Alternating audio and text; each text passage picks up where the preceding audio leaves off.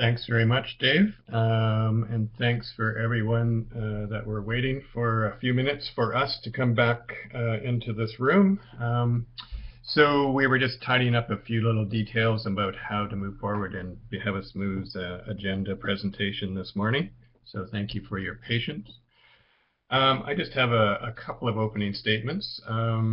First off, I'd like to thank all in Conference Board and PAB for providing their reports to us yesterday.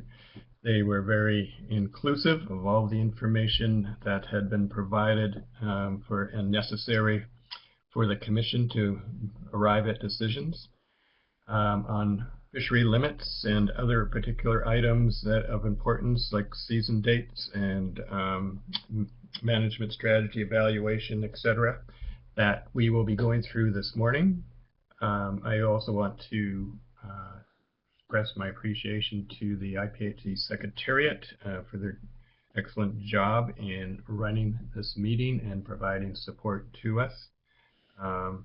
This was, I think, probably a lot of people had some expectations of some challenges in this meeting, and certainly some of those came to light, but I would say from my point of view, things went very well from having a very complicated meeting with lots of information, technical details, all being communicated to a lot of people in a short order. And with the exception of a few hiccups, I think things went really well. Obviously, I would say for my part, I would much prefer to meet with everyone in person and meet with you and hear your comments directly rather than just on a document. But nonetheless, I think we have heard the essence of what you were trying to communicate to us. And with that, I'll turn it over to my co-chair to see if he had any opening statements for this morning. Thank you, Mr. Chair. I would just like to echo your sentiments of appreciation to the stakeholders for providing a lot of very valuable input to us in this process. A lot of appreciation to our staffs, both from Canada and the US, for their presentations and the information that they provided, as well as tremendous appreciation to the Secretariat staff for finding a way to help facilitate us having this meeting in some really challenging circumstances. So I'm very appreciative to everyone's efforts, and I'm glad we were able to conduct this meeting as successfully as we did. Thank you.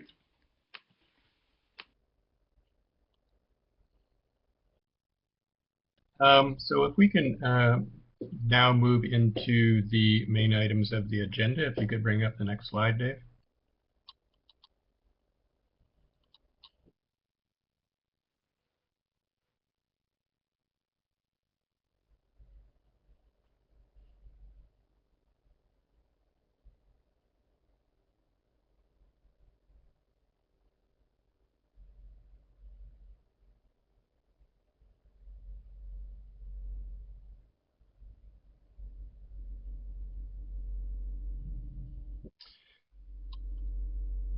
Right, thanks very much, Dave. So the agenda this morning is, first off, I'm not going to go through all this. I think everyone expects what's on the agenda. I noticed, Dave, one item that we would like to add is room for public comment, other questions or through the mic, and that the public comment would be after agenda item 9. And so I just want to give everyone a heads up that if they are interested in making statements or providing some additional information to the Commission, that they sign up and or write in their questions or comments so that we can go through those at that period with a news additional item on the agenda. So the first item that we're going to cover are mortality limits. And so the co-chair and I have had a discussion that we thought the most efficient way to do this was to go through, first off, through Canada of TCEY limits for 2021.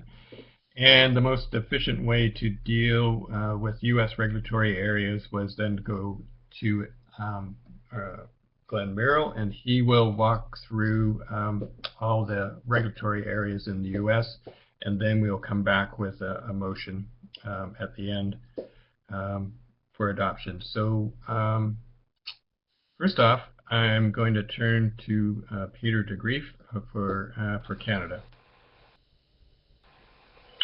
Thank you, Mr. Chair. I would like to move to set a mortality limit of 7 million pounds or 3,175 tons for Area 2B or Canada, in line with the interim agreement and a fishing intensity of 43. Thank you, Peter. Is there a seconder? This is Bob. I will second the motion. Thank you, Bob. Any discussion?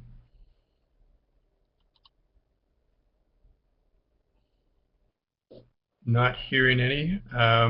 Then we would adopt that motion. Sorry, could I speak? I should let people know. Pardon me? Can I speak to the motion, sorry? Yes, you can for sure. Go ahead, Peter. Yeah, I just want to say I made this motion as it is consistent with the interim agreement and an F43, which does find a balance between sustainability and industry needs. I note the new information on the stock does present significantly less risk to the stock than a similar fishing intensity did last year. However, the 2005 year class ages. As the 2005 year class ages out and the lack of strong recruitments between 2006 to 2010, we are going to be more reliant on the 2011-2012 year classes and their growing size at age. Thank you, Chair. Thanks very much, Peter. Is there any further discussion on the motion? I'm not seeing any. Any opposed to the motion?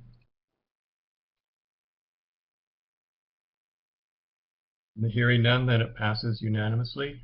I'd like now to move on to the U.S. and to my co-chair, Glenn Merrill. Glenn, I would ask that you make a motion for the U.S. Thank you, Mr. Chair. My motion for the U.S. regulatory areas is as follows. For Area 2A, 1.6.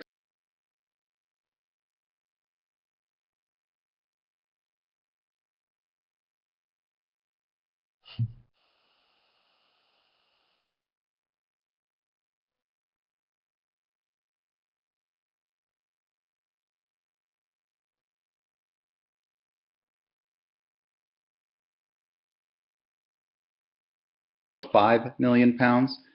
For Area 4B, 1.4 million pounds, and for areas 4C, D, and E, 3.98 million pounds. My motion also incorporates a calculation of the non-guided mortality in areas 2C and 3A that is a midpoint of the estimates provided by the state of Alaska. Thanks very much. Thanks very much, Glenn. Is there a seconder for the motion? I will second the motion. Thank you, Neil. Dave, could I ask for the Secretariat to bring up the populated table for all the limits? Thank you. Is there any discussion on the motion? I'd like to make some comments on area 2C and 3A. Oh, Mr. Chair. Yes. Sorry, Mr. Chair, I think the U.S. was going to make some general comments on the process that we used to cover.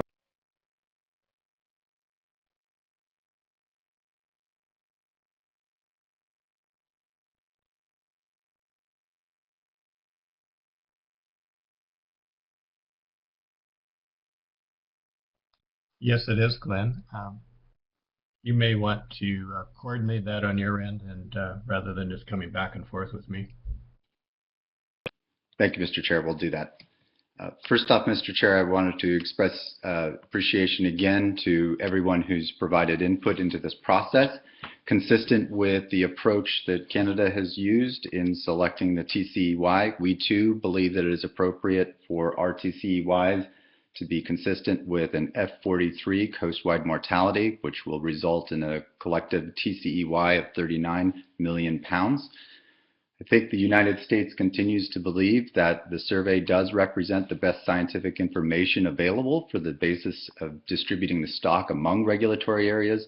We'll note that that is consistent with the findings of the Scientific Review Board, the MSAB, and also well-established fishery management practices.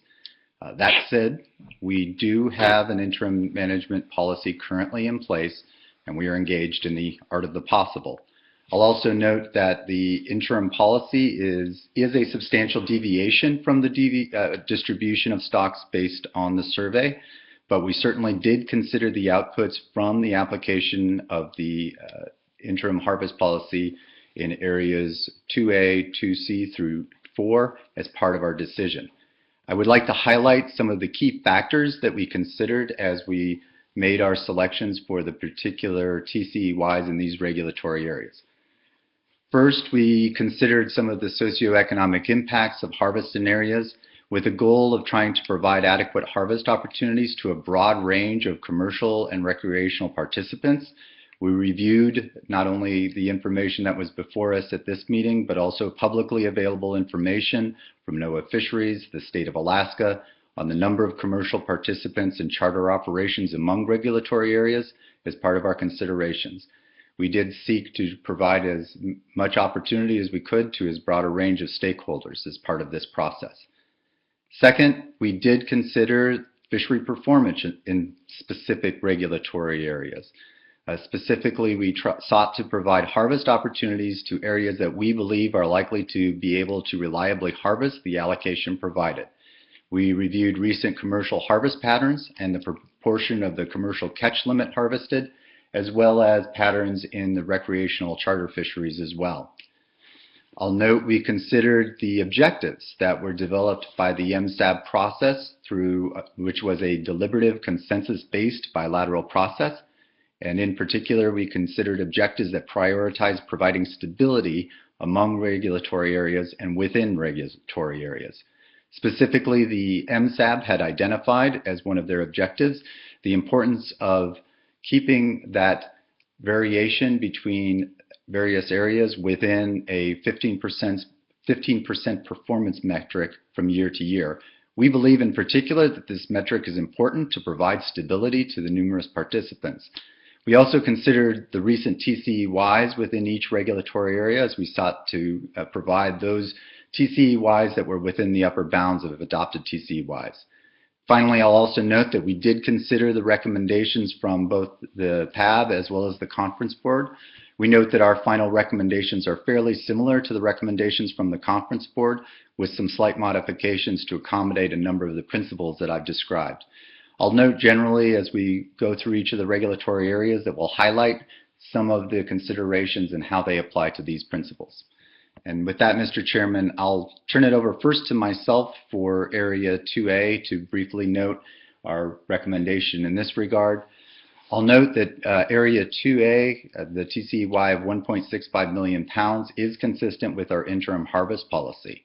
I think it's also particularly important that the United States note that this TCEY is reflective of a longstanding obligation that we have of the United States government to provide harvest opportunities consistent with our treaty obligations with numerous treaty tribes throughout the United States. I'll note as well that this particular recommendation is consistent with recommendations from non-tribal representatives in Area 2A as well. And with that, I'll turn it over, Mr. Chairman, to Richard, who will provide you with an overview of areas 2C and 3A and some of the specific factors there.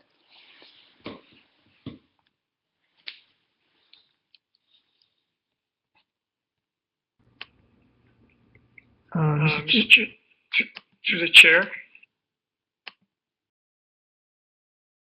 Our recommended TCEY of 5.8 million pounds. For Area 2C, Our recommendation includes two considerations. First, we propose an overall TCEY of 5.8 million pounds. This would reflect a 50,000 pound reduction relative to 2020. While the coastwide TCEY was up 6.5%, all areas received an increase except Area 2C. As noted in the Conference Board report, the reference TCEY for IPHC areas resulted in a 12% drop in 2C TCEY. The Conference Board noted that there are likely proximity effects of the interim agreements on 2C. The FISC showed a 5% drop in 2C survey, 032 weight per unit effort, but that 2C still had the highest FISC weight per unit effort of all IPHC regulatory areas, and its fishery weight per unit effort is flat. In order to bring stability to Area 2C, the 2C reference allocation was increased to just under last year's TCEY. Second, this recommendation would incorporate a calculation of non-guided recreational angler removals that reflects a more realistic estimate that considers the impacts of COVID-19 on recreational harvest. A projected high pre-COVID removal of 1.16 million pounds was replaced by 0.94 million pounds as a mean between low and high estimates for non-guided removals. Regarding Area 3A, for Area 3A, our recommendation includes two considerations as well. First, we recommend an overall TCEY of 14 million pounds. This would reflect a 1.8 million pound increase relative to 2020. A slight decrease in this year's 3A reference TCEY reflects, again, 3A's contribution to coastwide stability. Area 3A supports the largest number of quota shareholders and charter businesses of all regulatory areas and has shouldered most of the burden for stabilizing coastwide allocations in the past. Second, this recommendation incorporates an adjusted non-guided recreational angler removal of 1.53 million pounds that reflects a more realistic estimate that considers the impacts of COVID-19 on recreational harvests. The same methodology was used as described in Area 2C. To the Chair, that's the end of my comments. Thank you.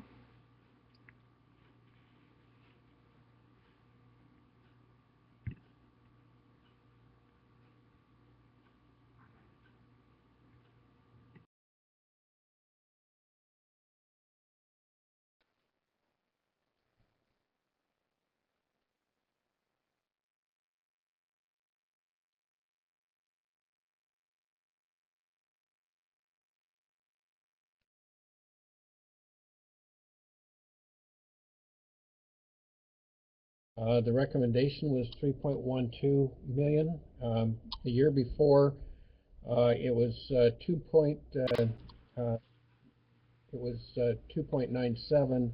It has shown some increased stability, and this number from 2021 will then reflect the same harvest limit as last year, maintaining a stable production in 3B at 3,120,000 pounds. Those are my comments, Mr. Chairman.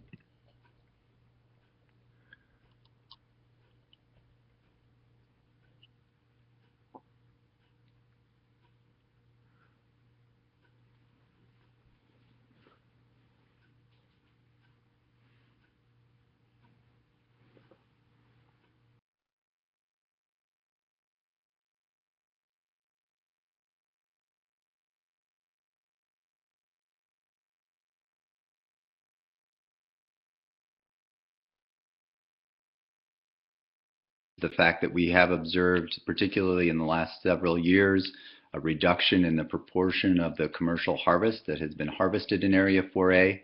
We certainly recognize that that percentage of harvest is not universal. That's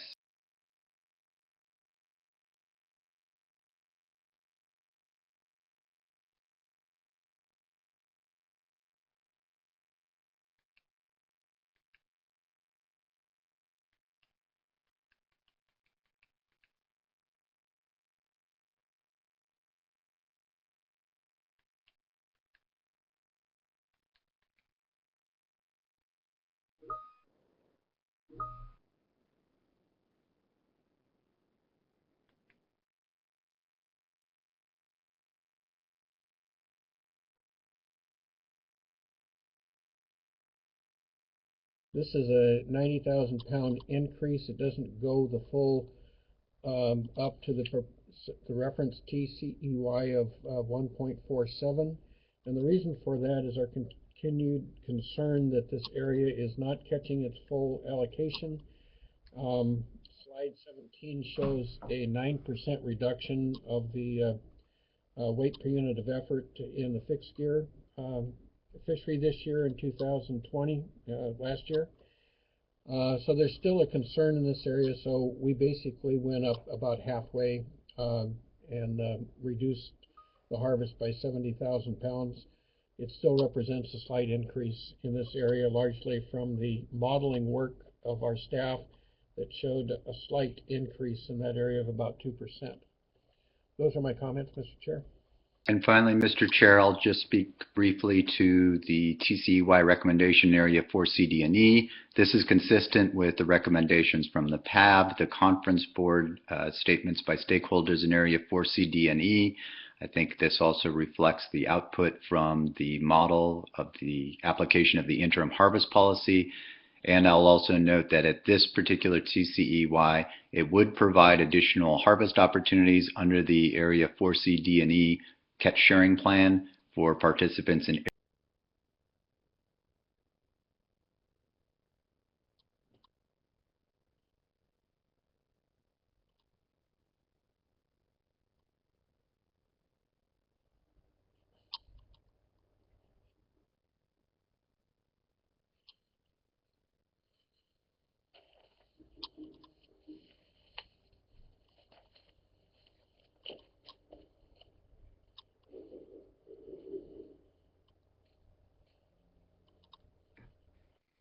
I'm not seeing any, Glenn. So are there any opposition to the limits that have been proposed for the U.S. regulatory areas? I do not see any opposition, and so the motion would pass unanimously.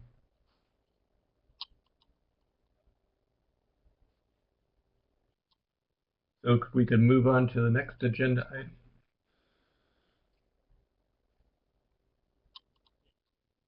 Yeah, thank you very much. And so I should note that, Dave, that we will be publishing the TCEY limits shortly, along with the slide 6, so that everyone will have a copy of what we have just discussed and adopted. And you'll have that up on your website by the end of this meeting.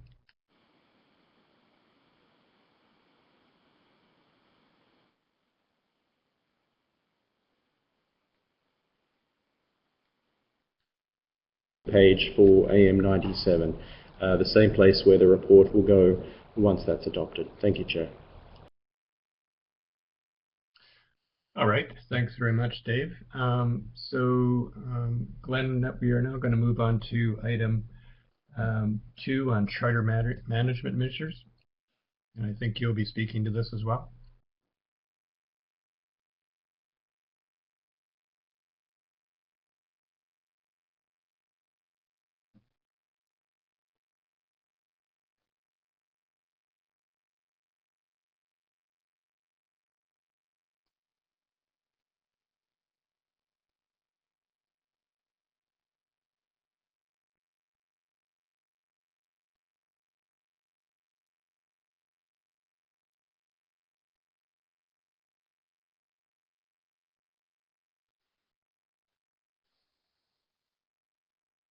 Limit of less than or equal to 50 inches or greater than or equal to 72 inches. That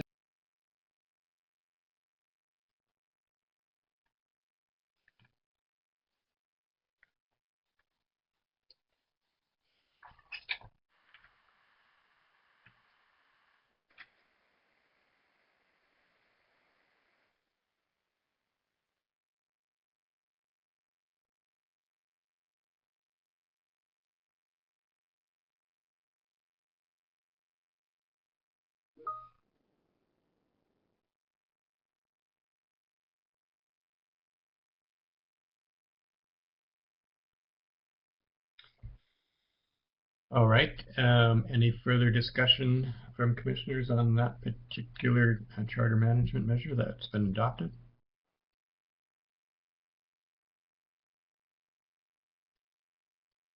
Not seeing any then, Dave. I think we can move on to the next agenda item.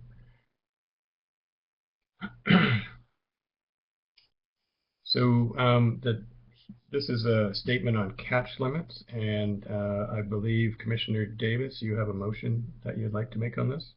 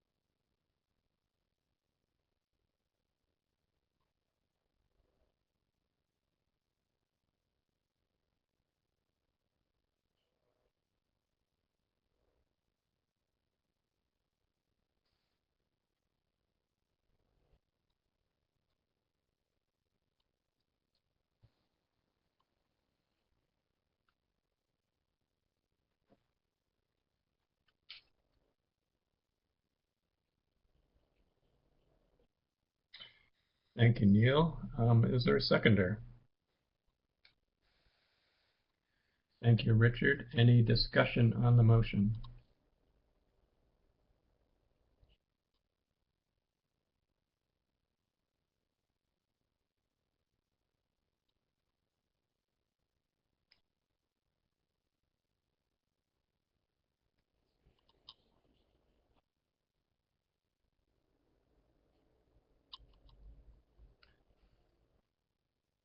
All right, thanks very much, Glenn. Anyone else? Is anyone opposed to the motion? I do not see any opposition, so the motion passes unanimously. With that, Dave, I think we can move on to the next agenda item on fishing period. Do we have a motion for season dates? Through the chair, this is Bob. I can make a motion. Please go ahead, Commissioner Albertson. I would move that the opening date for the 2021 season be March 6th, and the closing date would be December 7th. Is there a seconder?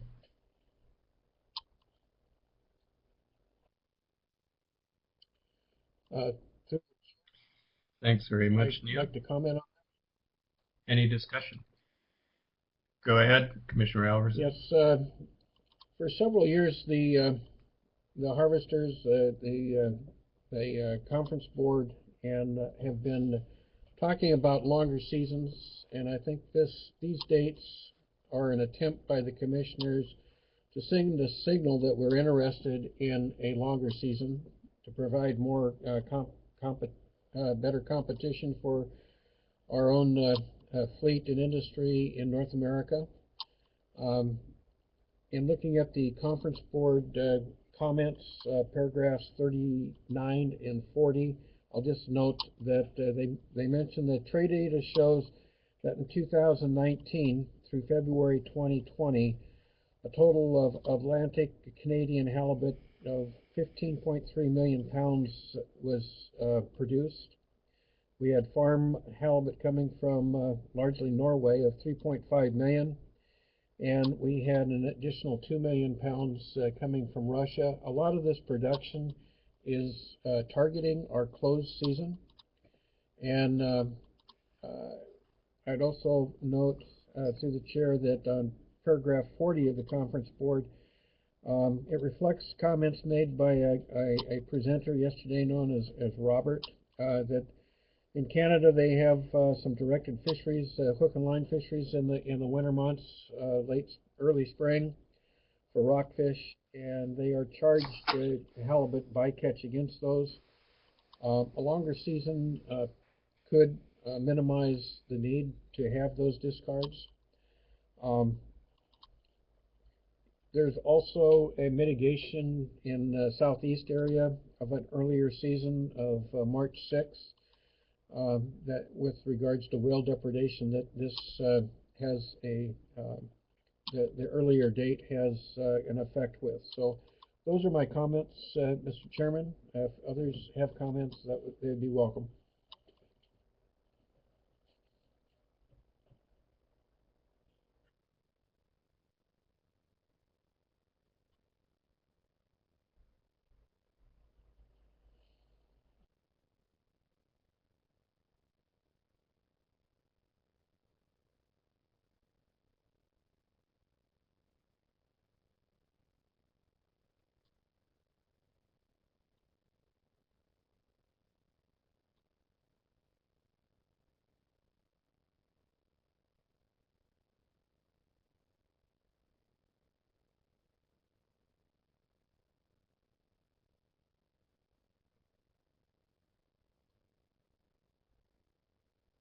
And in terms of the closing date, I'll stick with what Glenn said and deal with the realm of the possible.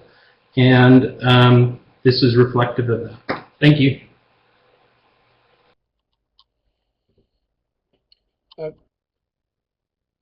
Through the chair, this is Bob. I have one other comment I'd like to provide. The commissioners did talk about examining during the 2021 season administrative restraints that we might have in if we want to have a longer season.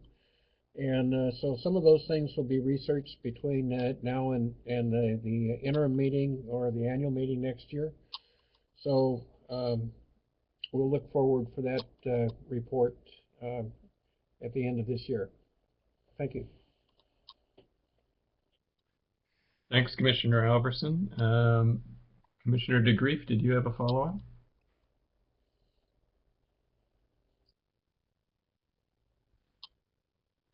All right. Anyone else?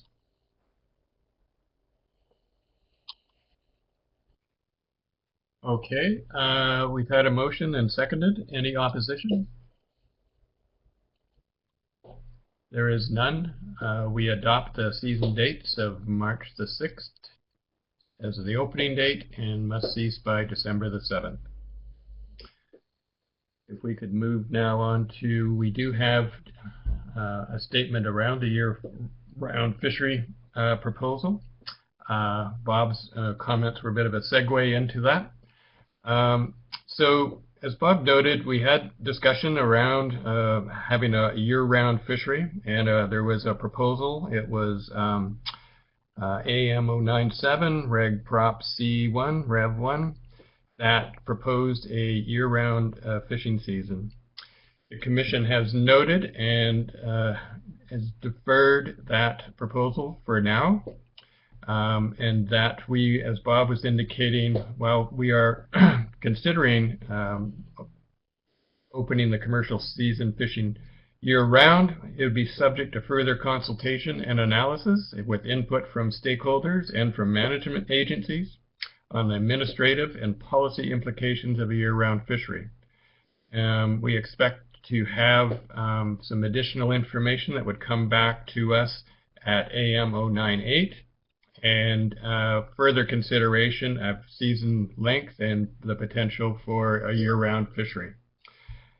So I'll stop there and see if there is a seconder of the motion to defer Reg Prop C1 Rev 1.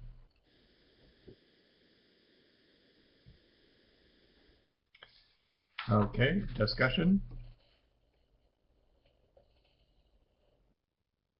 Commissioner Davis.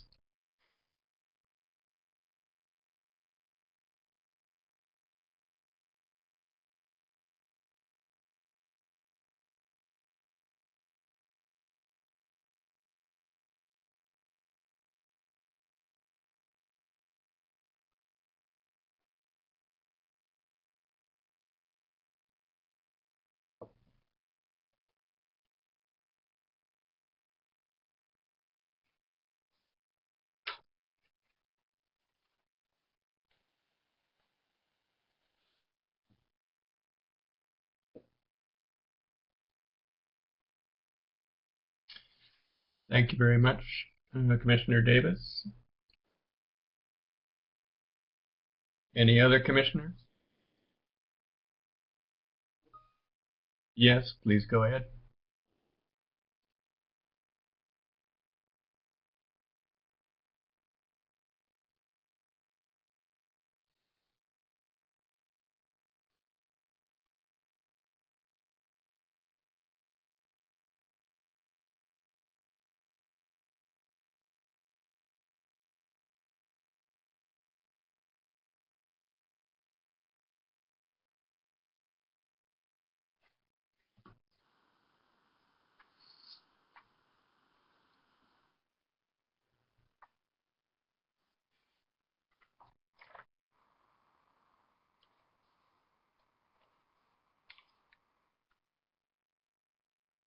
Years, we have endeavored to maintain the same season dates throughout all regulatory.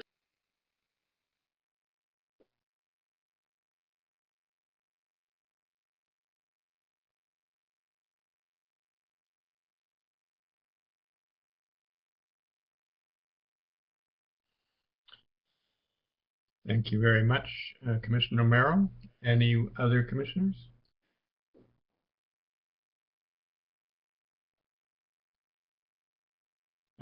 Commissioner DeGreef.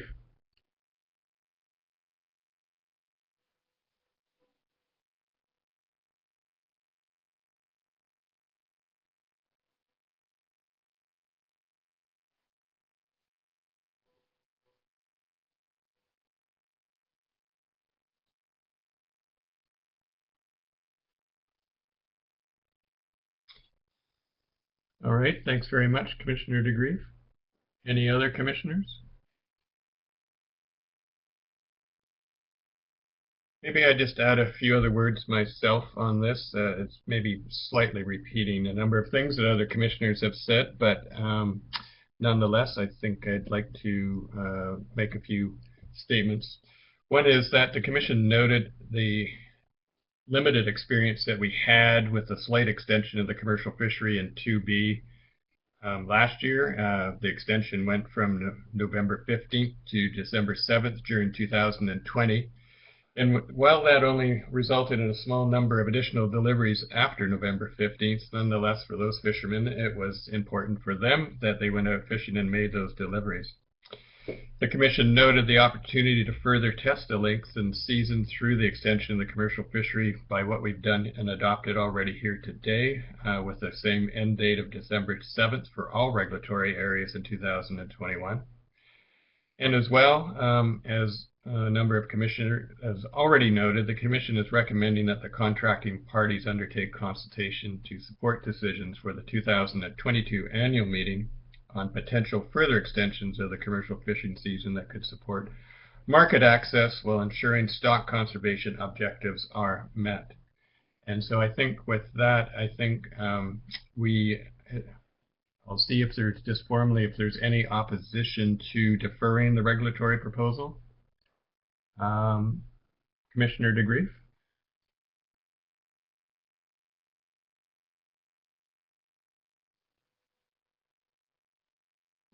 Yeah. Okay, no problem, Peter. I do not see any other comments, so I think, Dave, we can now move on to the presentation of the Finance and Administration Commission 097 report.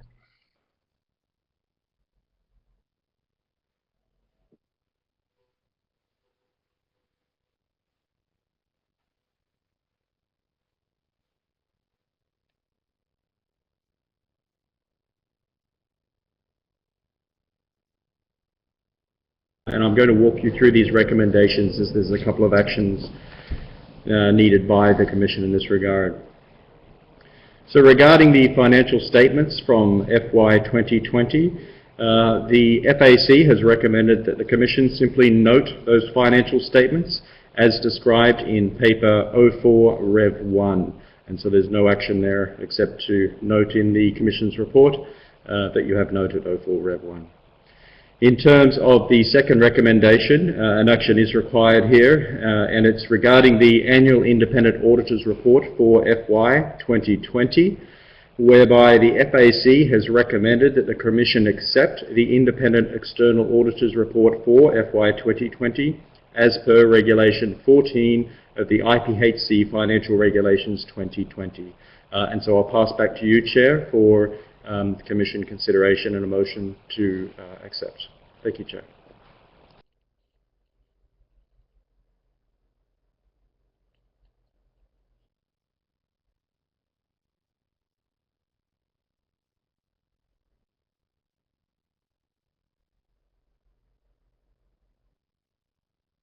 I'll second.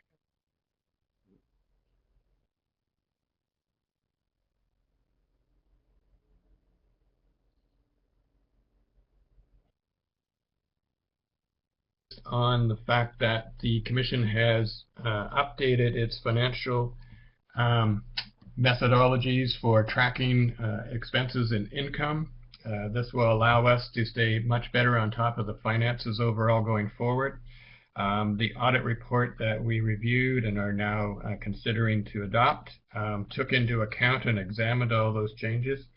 And I would say with confidence we have a much better system for tracking all the finances within the IPHC, which will allow us to stay on top of exactly where we are within the budget, and also have additional financial controls over the expenditure of money and who has the authority to authorize the spending of funds. So I think this is a really positive step forward, and that was confirmed within the audit report. And I would just like to extend my appreciation to Dr. Wilson and Keith Jurgen, who led that particular process to get us to this stage. Is there any further discussion? Commissioner Davis.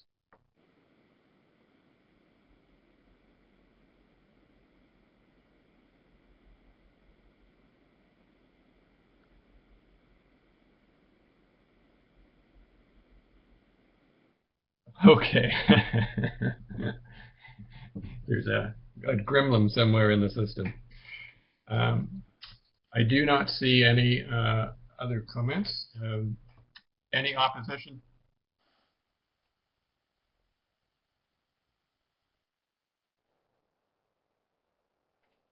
There were some minor recommendations for additional improvements that we can continue to track, but I think this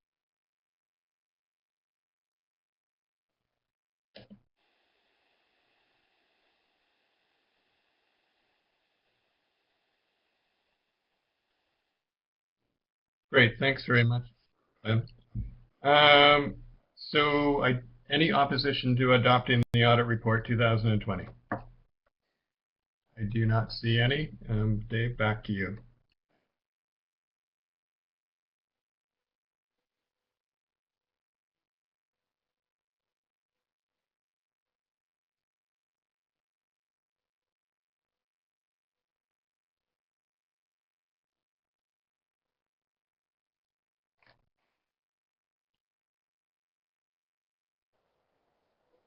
The next recommendation is regarding budget estimates, and we've just lost the presentation as I was reading it. Can we go back to the Appendix 7, please?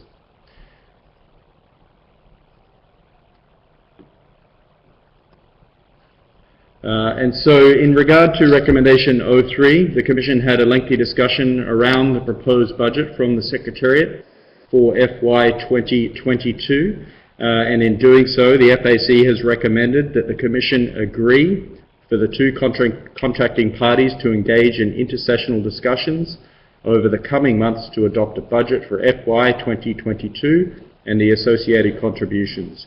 In doing so, the contracting parties may consult with and request assistance from the IPHC Secretariat. And I'll pause there, Chair, and pass back to you. Thanks very much, Dr. Wilson.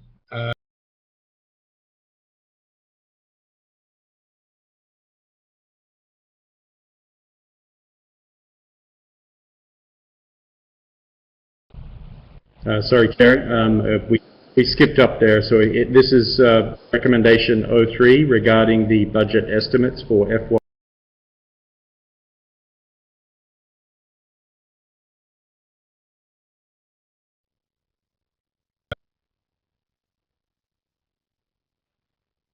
Sorry.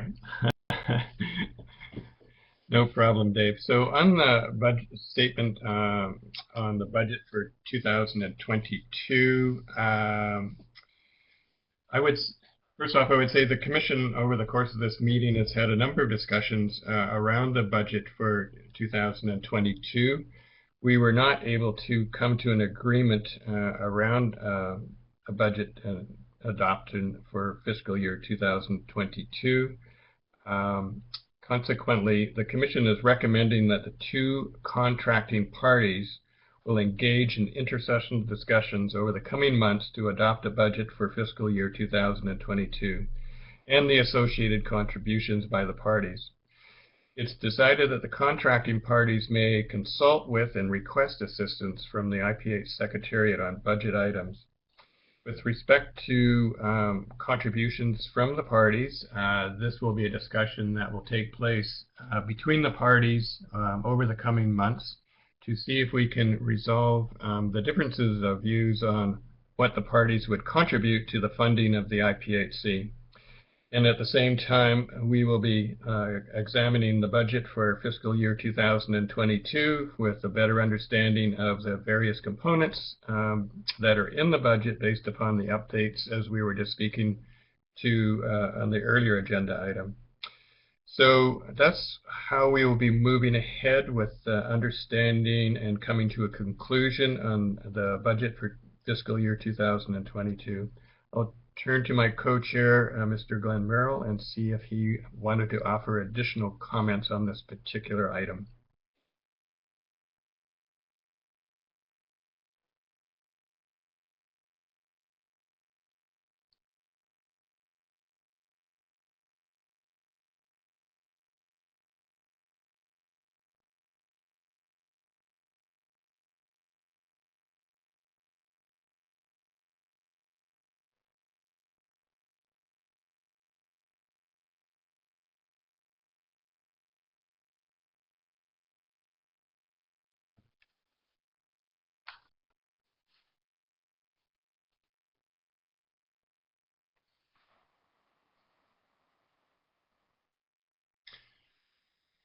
Thanks very much, Glenn.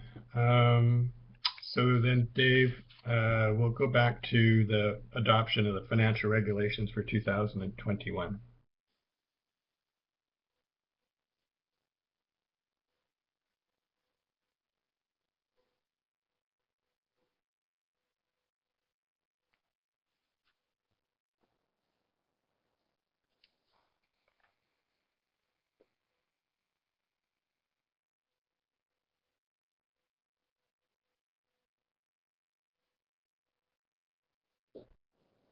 To a number of updates, so with additional updates agreed to in session, which will be presented to the Commission in paper IPHC 2021 AM097 Info 4 Rev 3 for final review and potential adoption. And I'll pass back to you, Chair, for that motion to adopt. Thank you, Chair. Thank you, Dr. Wilson. Is there a motion for adoption of the financial regulations 2021?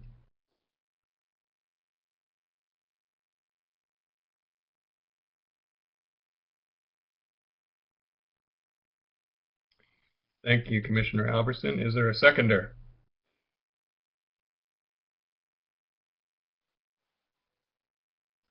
Thank you, Commissioner DeGreef. Any discussion on adoption of the financial regulations 2021?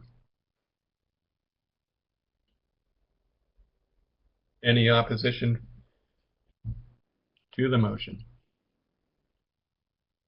It passes unanimously, Dave. If we can move on to the next item, adoption of rules of procedure for 2021.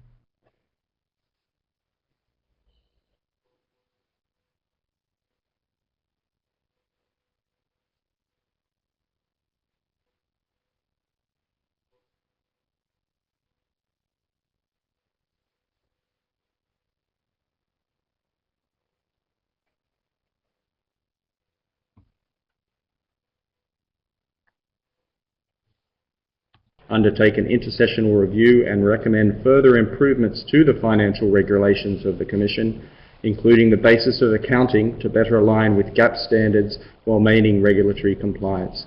And so that's just a paragraph that we will add into the report based on the additional requests from commissioners throughout the course of this week. And so now I can move on to the rules of procedure if you agree to that. Please proceed. Thank you. So the next recommendation is recommendation 05. And we've lost it again. If we could have the report back up, please.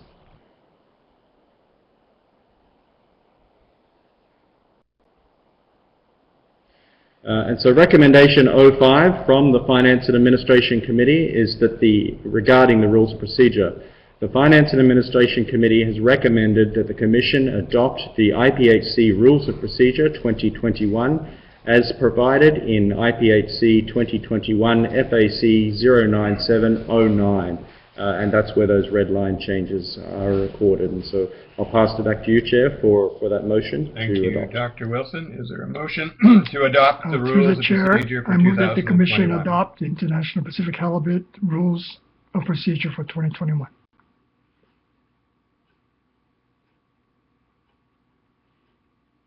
Thank you, Commissioner Yamada. Is there a seconder?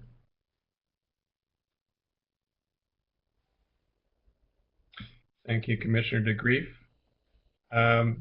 Dr. Wilson, do you wish to speak further on the update of the rules of procedure at all?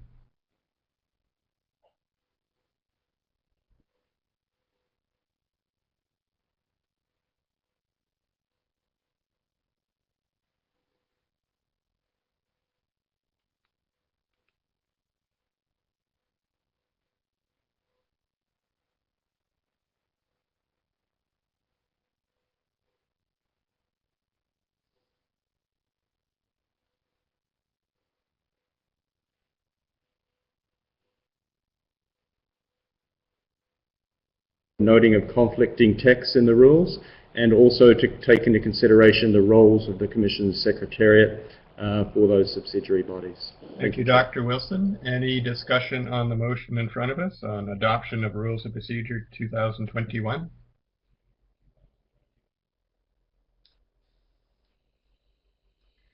Any opposed to the motion?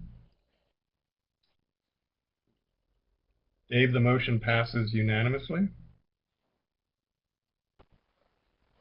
Thank you, Chair. And so the final two requests relating to the budget estimates for FY 2022 are simply provided there for information or noting by the Commission, and those will be taken into consideration.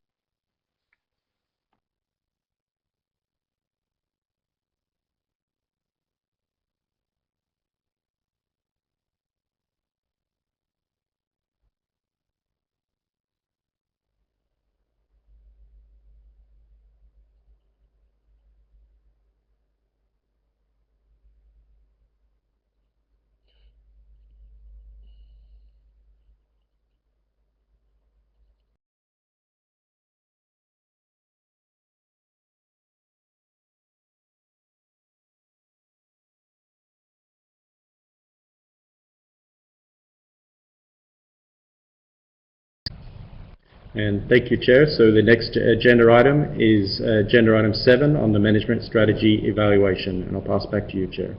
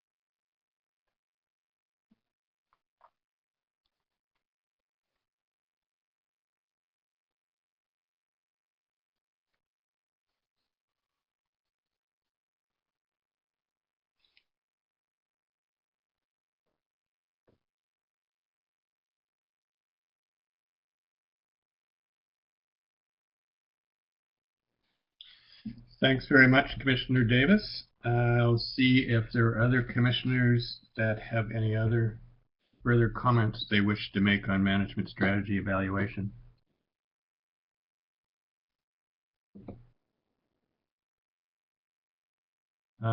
Commissioner Merrill.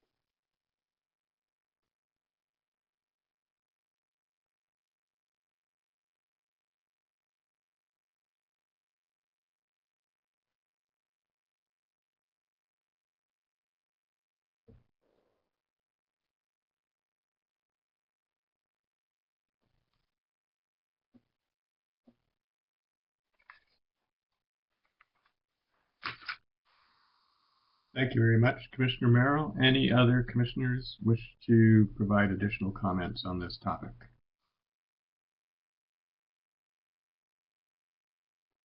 I'll ask Dr. Wilson if you had any questions of the commission based upon what you've just heard. Thank you, Chair. No, that's all very clear, and we will have that revised program of work to you in the very near future. And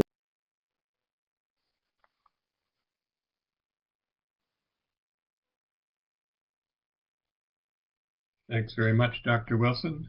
If we could then move to the next agenda item of location of AM098. Oh, are we doing chairs first? Sorry, I got ahead of myself again. We'll do number 8, election of chairperson and vice chairperson. Clearly we need someone else to be the chair. I can't follow the agenda.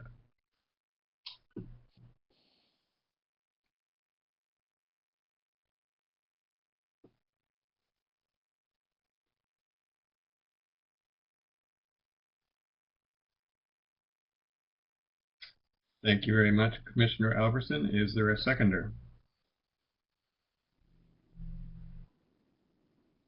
Any discussion? No discussion? Any opposition? I see none. The motion passes unanimously. We now will move to election of a commission co-chair. Is there a motion?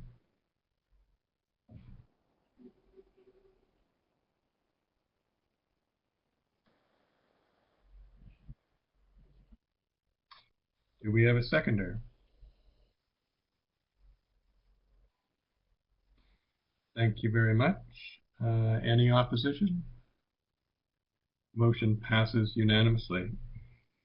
We can now move to the location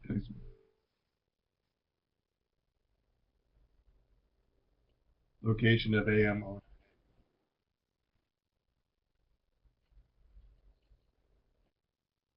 Go ahead, please.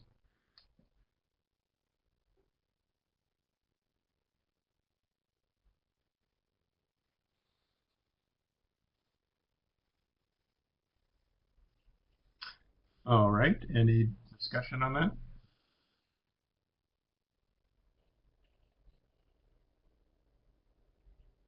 Any opposition? Not seeing any. So, Dr. Wilson, do you have any additional comments?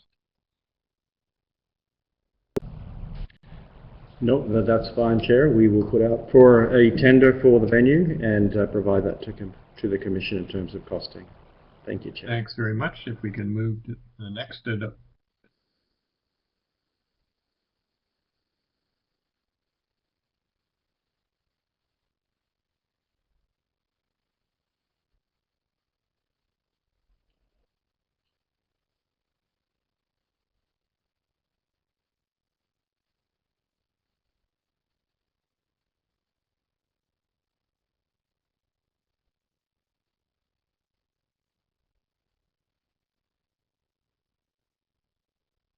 Yes, thanks very much for that. I think someone's mic might be open. I'm getting quite a bit of echo in mine. Yes, thanks very much for that, Commissioner Merrill. I think that's wise advice, so we will just stay on top of that. In the meantime, Dr. Wilson will see what options are available for the Seattle-Bellevue area. Dave, if we could move to the next agenda item, please. Thank you, Chair. And so we only have the adoption of the report left, and I think we were going to take public comment at this point, or we can move it till after agenda item 10. But I'll have the Secretariat load those questions in preparation, and if you could indicate if you'd like to take them now. Commissioner Merrill, I would prefer to take them now if you're in agreement. Public comment, that is. Yes, so if you could have those loaded, Dave, and I'll turn it to you to coordinate walking through the comments. Thank you, Chair. And so this will just take a moment as the presentation is loaded. So just bear with us, and those questions will come up in the usual format on the screen. And we have a couple of written questions and comments, and also a couple of requests for verbal intervention. And so, Secretariat, if you can have those ready to go with the individuals' mics enabled.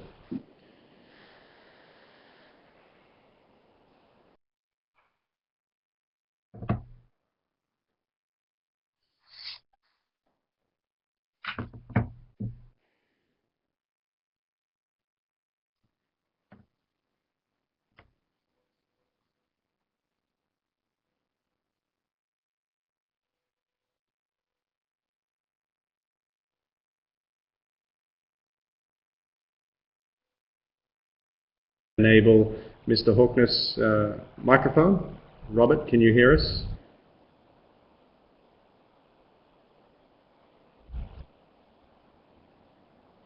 Can you hear me now? Yes, we can. Okay, perfect. Thank you. I'd just like to thank the commissioners for the opportunity to speak again. First, I'd just like to say thank you to the commissioners for taking the time to examine my regulatory proposal and give it consideration. I appreciate the commissioners enabling a lengthy season this year. I'd just like to state that I'm a third-generation fisherman from Prince Rupert, BC, and I'd just like to make some broad comments regarding the halibut fishery and its importance to me, my family, and my crew. During my 23 years of fishing halibut, the importance of the halibut fishery in my family's fishing operation has increased to it being the most valuable part of our operation. Without a strong and viable halibut fishery, I doubt that my family and I could continue to fish for a living. I appreciate the fact that the halibut fishery is a well-managed fishery with strong science to support it. I'm actively engaged in the Halibut Advisory Board for Canada, as well as I'm a member of the IPHC MSAB. I appreciate that we're continuing the MSC process and doing the science work needed to keep this fishery a robust and well-managed fishery. And finally, I'd like to just acknowledge the commissioners and the Secretariat for all the work that they do for the halibut fishery. Thank you.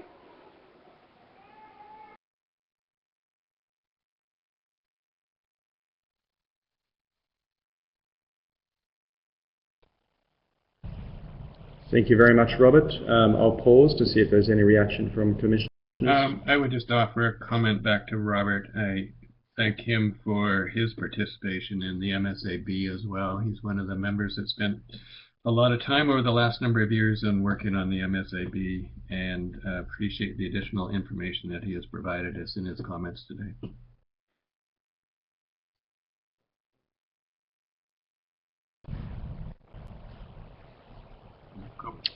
Thank you very much, Chair.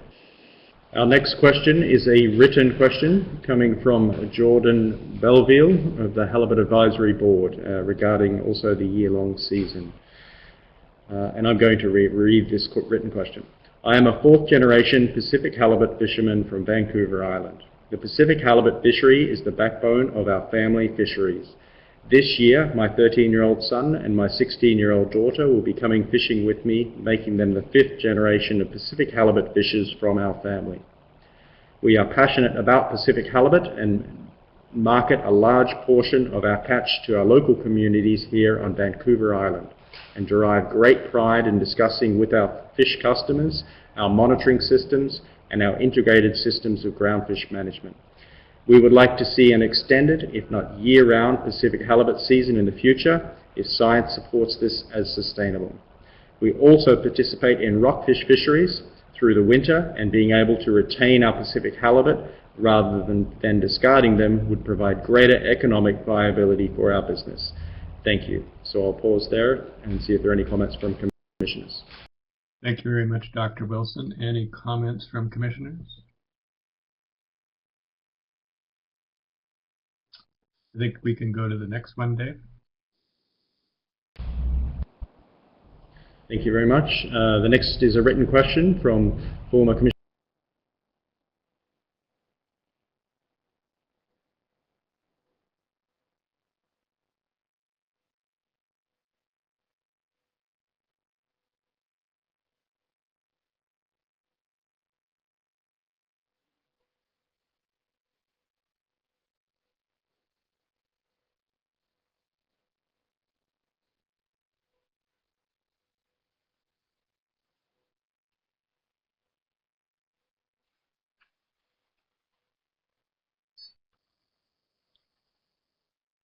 Yes, thanks very much, Dr. Wilson. Any comments from commissioners?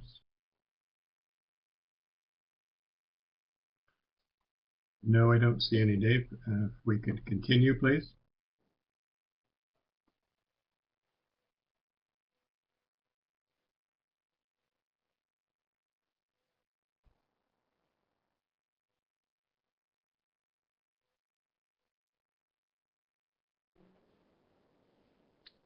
Can you hear me, Dr. Wilson? I think yes, I would instead change from speaking to the mortality limits and just make a couple of general comments. Just like to say, Canada and the U.S. have had a long-standing and very productive relationship with the IPHC for over 95 years. Sometimes we've had to deal with some challenging issues, but we seem to be always able to find a way to work together to accomplish that, and I really appreciate that, and I'd just like to note I appreciate the hard work of the commissioners, the secretariat, and all the delegates at the meeting this year. And one thing I note is we have talked about the interim agreement, I appreciate the interim agreement not only because it represents a sustainable way to share the resource, but I think it's also provided some stability to the annual meeting process, as it's allowed us to focus on some other important aspects of the fishery that can be difficult sometimes to make time for. We spent some time talking about year-round fisheries and how to move forward with that. We've talked about size limits, bycatch catch monitoring. Reducing bycatch and increasing catch monitoring are areas where improvements are necessary, and I encourage the Commission to continue to focus on these improvements. Thank you.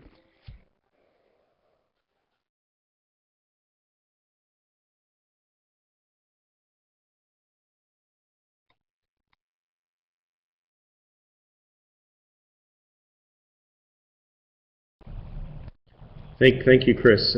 We broke up a little bit, but I think your point was certainly heard. We do have one more question, but I'll pass back to the chair to see if there's any reaction or comment.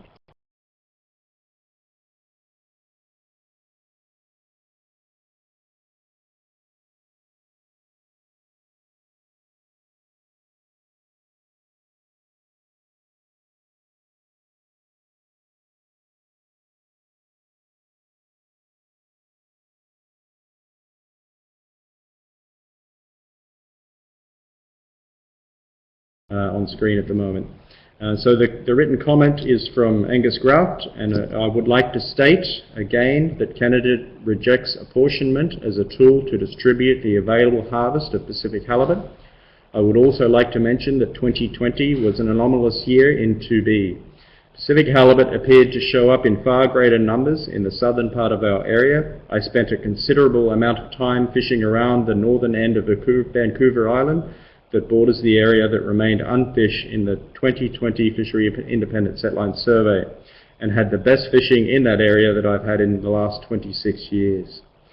Consequently, I do not believe the space-time model would be able to reflect what I saw on the grounds, and that an unsampled area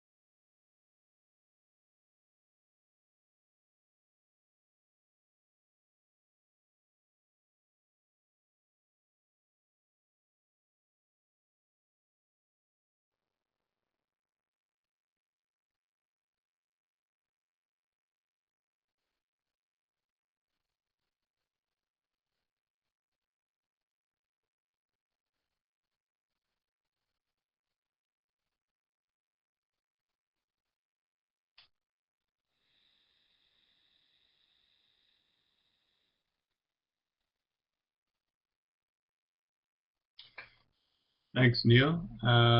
Any other commissioners?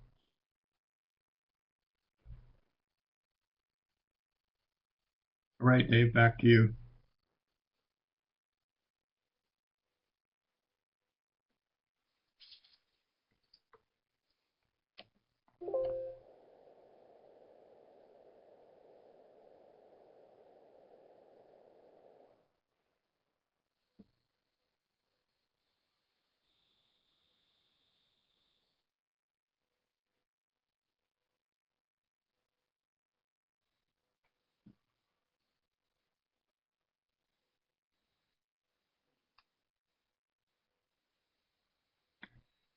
Harvest rates, migration, non-directed effects on yield, and size limits, among others.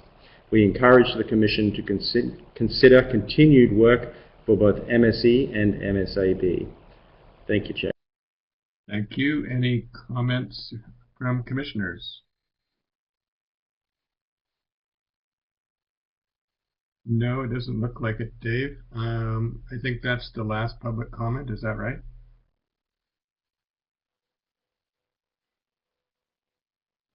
But that's what we have online at the moment. Thank you, Chair. All right. So can we now go to report adoption process?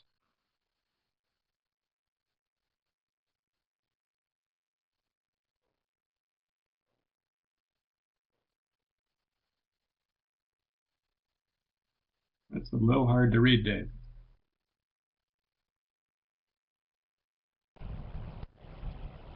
Thanks, Chair. And so agenda item 10 is regarding the adoption of the report, and specifically in terms of commissioners agreeing to how you would like to go through the adoption of the report, whether it's via correspondence or another means. Thanks very much, Dr. Wilson. I propose that we go through adoption of the report for AM097, Commissioner Merrill, by doing this via email.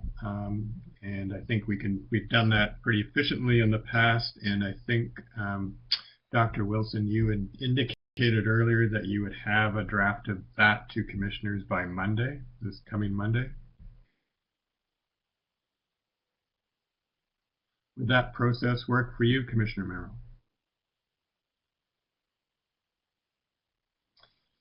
Okay, doke. With that then, Dave, we're on to the last agenda item that I have anyhow, is closing remarks. Commissioner Merrill, maybe I'd turn it over to you and see if you had any closing remarks.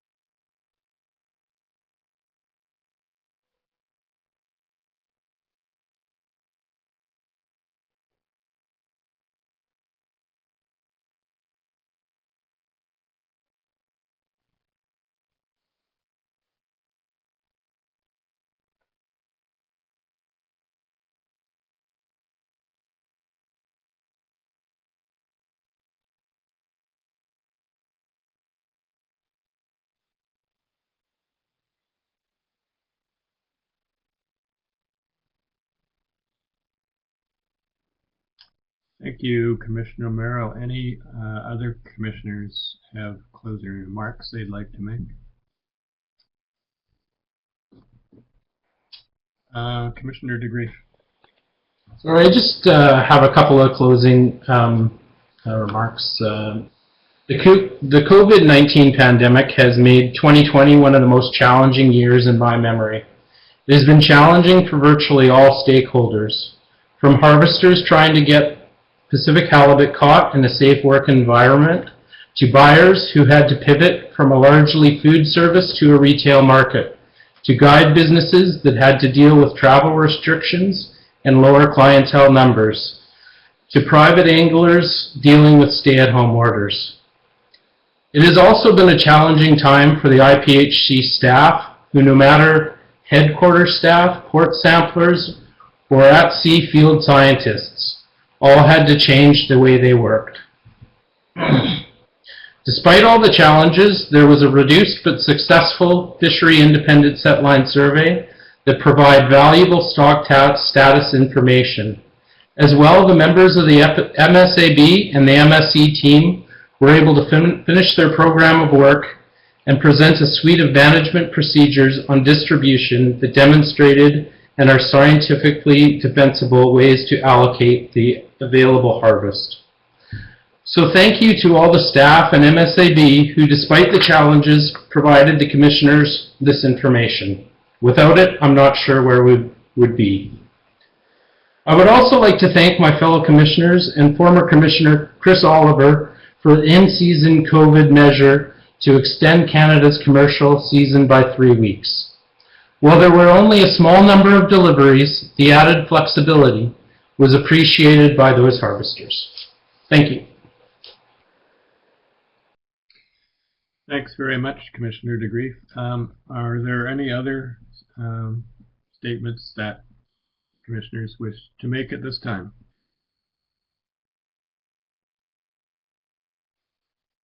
I'm not seeing any right now, but I do have a couple of comments that I would like to make. And first off, just building on some of the comments that have already been made by Commissioner Merrill and Commissioner DeGreef and other commissioners over the course of this morning about the challenges that we all faced in the management and operation of the setline survey, sampling fish around the ports in Alaska, British Columbia, Washington, etc.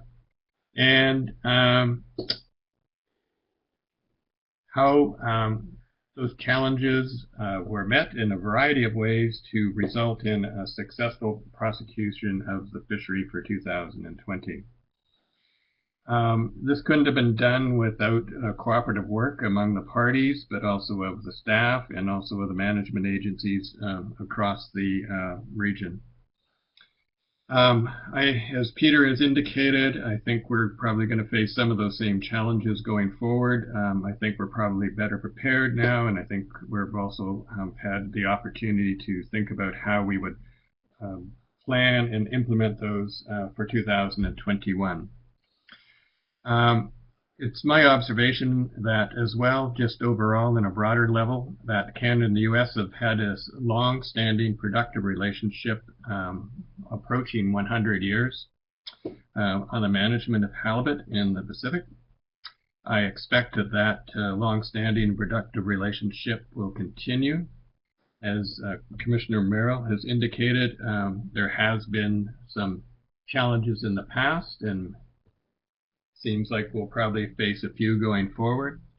I do think, though, that our relationship has withstood those types of challenges in the past, and I'm confident they will withstand it going forward in the future. I think we're dealing with the interim agreement that was reached in 2019. It does reflect the parties' objectives for sharing the resource. The agreement includes specific allocations for Area 2A and 2B. As Commissioner Merrill indicated earlier in our conversation this morning, 2A was in response to some needs to address Indigenous rights and needs within 2A. And similarly within 2B, they are reflective of what Canada sees as a way forward on how to share the resource. As as a number of speakers have spoken earlier this morning, apportionment has not been a tool that, in Canada's view, is worked well for Canada, nor is it the only way to allocate or think about how to share the resource. The Management Strategy Evaluation and Management Strategy Advisory Board has done excellent work over the last almost 5 years, I think it is now, and providing guidance to the Commission on how to move forward and consider how one not just shares the resource, but what's appropriate for a level of fishing intensity as well. The Management Strategy Evaluation considered 11 management procedures, and we saw the results and outcomes of those. All of the evaluated management procedures met the Commissioner's objectives, demonstrating there are many scientifically defensible ways to distribute the coast-wide available harvest, including data-driven ways like survey abundance and policy-driven ways like harvest rates and defined shares. In closing, I would note as well that we heard from some speakers that the interim management agreement has negative implications to the stock. The fact is, as demonstrated by the MSA results, that all management procedures and the MSAB has considered meet the conservation objectives.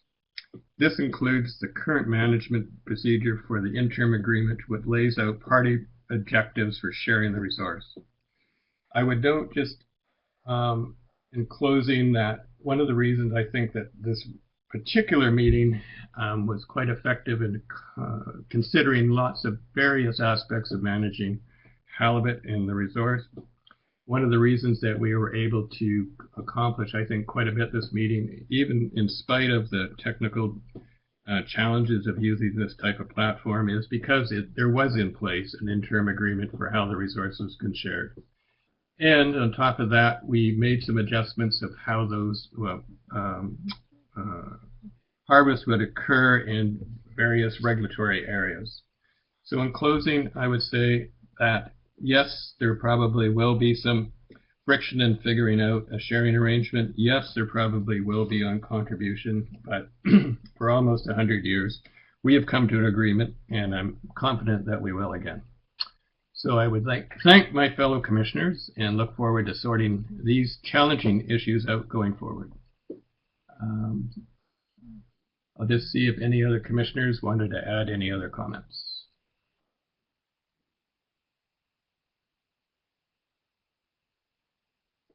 With that, I thank my fellow commissioners for making this a successful meeting, and I'm sure we'll be conversing over the coming weeks on a variety of issues, as we already indicated this morning.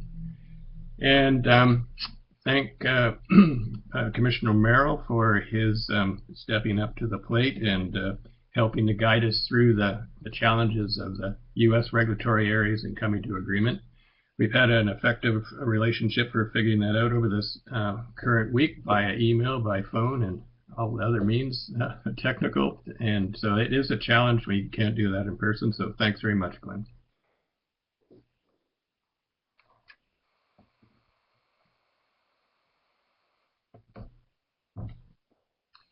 So Dave, unless there's anything else, I think we're done for this morning.